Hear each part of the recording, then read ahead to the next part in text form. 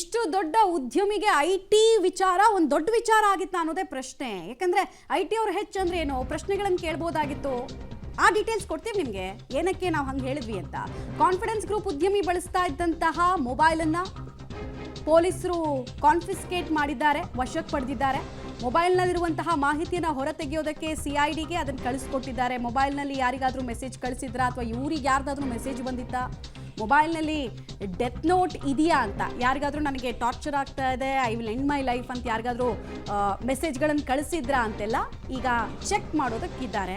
ಕೋರ್ಟ್ನಿಂದ permission ಬೇಕಾಗತ್ತೆ. ಪಾಸ್ವರ್ಡ್ಗಳನ್ನು ಫ್ಯಾಮಿಲಿಯವ್ರ ಹತ್ರ ಕೇಳ್ತಾರೆ. ಮೊಬೈಲ್ನಲ್ಲಿ ಫಿಂಗರ್ ಪ್ರಿಂಟ್ ನಿಮ್ದು ಯಾರ್ದಾದ್ರೂ ಇತ್ತಾ, ಯೂಶಲಿ ಹತ್ರದಲ್ಲಿರೋರಿಗೆ ನಾವು ಫಿಂಗರ್ ಪ್ರಿಂಟ್ ಆಕ್ಸೆಸನ್ನು ಕೊಟ್ಟಿರ್ತೀವಿ. ಸೊ ನಿಮ್ದು ಯಾರ್ದಾದ್ರೂ ಇತ್ತಾ, ಪಾಸ್ವರ್ಡ್ ಗೊತ್ತಿದೆಯಾ ಅಂತ ಕೇಳಿರ್ತಾರೆ. ಅಕಸ್ಮಾತ್ ನಮಗೆ ಗೊತ್ತಿಲ್ಲ ಅಂತ ಕುಟುಂಬಸ್ಥರು ಬಾಯಿ ಬಿಡಲಿಲ್ಲ ಅಂದರೆ ಅನಿವಾರ್ಯ ಪೊಲೀಸರಿಗೆ ಅದನ್ನು FSLಗೆ ಕಳಿಸಿ ಡೇಟಾವನ್ನು ರಿಟ್ರೀವ್ ಮಾಡೋದು.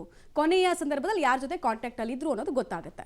ಒಂದು ವಿಚಾರ, ಮೊಬೈಲ್ ಡೇಟಾ ತುಂಬ ಇಂಪಾರ್ಟೆಂಟ್ ಆಗುತ್ತೆ, ನಿಖರ ಕಾರಣಗಳು ಗೊತ್ತಾಗುತ್ತೆ, ಮತ್ತು ಫೈನಾನ್ಷಿಯಲ್ ಟ್ರಾನ್ಸಾಕ್ಷನ್ಗಳು, ಹಾಗೆ ಯಾವುದಾದ್ರೂ ರಾಜಕಾರಣಿಗಳು ಅಥವಾ ಪ್ರಭಾವಿಗಳ ಒಡನಾಟ ಈ ಸ್ಥಿತಿಗೆ ಇವ್ರನ್ನ ತಳ್ತಾ.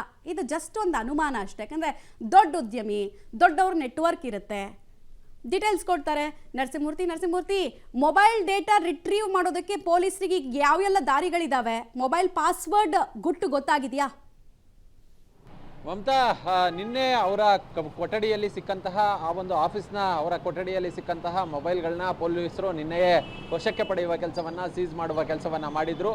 ಆ ಒಂದು ಆ ಒಂದು ಮೊಬೈಲ್ಗಳಲ್ಲಿ ಒಂದು ಆಂಡ್ರಾಯ್ಡ್ ಮೊಬೈಲು, ಮತ್ತೊಂದು ಐಫೋನ್ ಅನ್ನೋದು ಗೊತ್ತಾಗ್ತಿದೆ. ಆ ಎರಡೂ ಮೊಬೈಲ್ಗಳ ಪಾಸ್ವರ್ಡನ್ನು ಅವರ ಕುಟುಂಬಸ್ಥರ ಬಳಿ ಆ ಪಾಸ್ವರ್ಡ್ ಏನಾದರೂ ಗೊತ್ತಾ ಅನ್ನೋ ಮಟ್ಟಿಗೆ ಕೇಳುವಂತಹ ಕೆಲಸವನ್ನು ನಿನ್ನೆಯೇ ಪೊಲೀಸರು ಮಾಡಿದ್ದಾರೆ. ಆದರೆ ಅವರ ಹೆಂಡತಿ ಮತ್ತು ಮಕ್ಕಳಿಗೆ ಪಾಸ್ವರ್ಡ್ ಗೊತ್ತಿಲ್ಲ ಅನ್ನೋ ಒಂದು ಉತ್ತರಗಳು ಲಭ್ಯವಾಗ್ತಿದೆ. ಹೀಗಾಗಿ ಆ ಒಂದು ಎಕ್ಸ್ಟ್ರಾಕ್ಟ್ ಮಾಡೋದಕ್ಕೆ ಮೊಬೈಲನ್ನು ಹೀಗಾಗಿ CIDಗೆ ಕಳಿಸ್ಬೇಕು. CIDಯ ಟೆಕ್ನಿಕಲ್ ಸೆಲ್ಗೆ ಕಳಿಸಿ ಆ ಮೊಬೈಲ್ಗಳನ್ನು ಎಕ್ಸ್ಟ್ರಾಕ್ಟ್ ಮಾಡುವ ಕೆಲಸವನ್ನು ಮಾಡಿಸಲಾಗುತ್ತೆ. ಹೀಗಾಗಿ ಈಗ ಮೊಬೈಲ್ಗಳನ್ನು CID ಟೆಕ್ನಿಕಲ್ ಸೆಲ್ಗೆ ವರ್ಗಾವಣೆ ಮಾಡಲಾಗಿದೆ ಅನ್ನೋ ಮಾಹಿತಿಗಳು ಲಭ್ಯವಾಗ್ತಿದೆ. ಅಂದರೆ ಪೊಲೀಸರ ಒಂದು ಅನುಮಾನ ಏನಂತ ಹೇಳಿದ್ರೆ, ಮೊಬೈಲ್ನಲ್ಲಿ ಏನಾದರೂ ಡೆತ್ ನೋಟನ್ನು ಬರೆದಿಟ್ಟಿದ್ದಾರಾ ಅನ್ನೋ ಒಂದು ಕುತೂಹಲ, ಸಂಶಯ ಪೊಲೀಸರಿಗೆ ಇದೆ. ಹೀಗಾಗಿ ಅವುಗಳನ್ನು FSLಗೆ ಕಳಿಸ್ಬೇಕು. ಅಲ್ಲಿ ಯಾರ ಜೊತೆ ಯಾವ್ದಾದ್ರು ಸಂಭಾಷಣೆಯನ್ನು ನಡೆಸಿದ್ದೇನಾದರೂ ಇದೆಯಾ, ಕೊನೆಯ ಕಾಲು ಯಾರಿಗೆ ಮಾಡಿದ್ರು, ಮತ್ತು ಯಾರ ಜೊತೆನಾದರೂ ಈ ಬಗ್ಗೆ ಮಾತನಾಡಿದ್ರ, ಆ ಕೊನೆಯ ಕಾಲ ಯಾರಿಗೆ ಮಾತನಾಡಿದ್ರು ಅದ್ರ ಬಗ್ಗೆ ಅಂತ ಅವ್ರನ್ನ ಮತ್ತೆ ಸಂಪರ್ಕ ಮಾಡ್ಬೋದು. ಹೀಗಾಗಿಯೇ ಮೊಬೈಲನ್ನು ಎಕ್ಸ್ಟ್ರಾಕ್ಟ್ ಮಾಡಬೇಕು. ಮೊಬೈಲ್ನಲ್ಲಿ ಏನಾದರೂ ಈ ಡೆತ್ ನೋಟ್ಗಳಿರ್ಬೋದು, ಅಥವಾ ಕೊನೆಯ ಬಾರಿ ಮಾತನಾಡಿದಂತಹ ಸಂಭಾಷಣೆ ಇರ್ಬೋದು, ಅಥವಾ ಯಾರಿಗಾದರೂ ಸಂದೇಶವನ್ನು ಕಳಿಸಿರಬಹುದು. ಹೀಗಾಗಿಯೇ ಆ ಒಂದು ವಿಚಾರವನ್ನು ಪೊಲೀಸರು ತಿಳಿದುಕೊಳ್ಬೇಕಿದೆ. ಕೊಲೆಗೆ ಈ ಒಂದು ಆತ್ಮಹತ್ಯೆಗೆ ಕಾರಣ ಏನು ಅನ್ನೋದನ್ನು.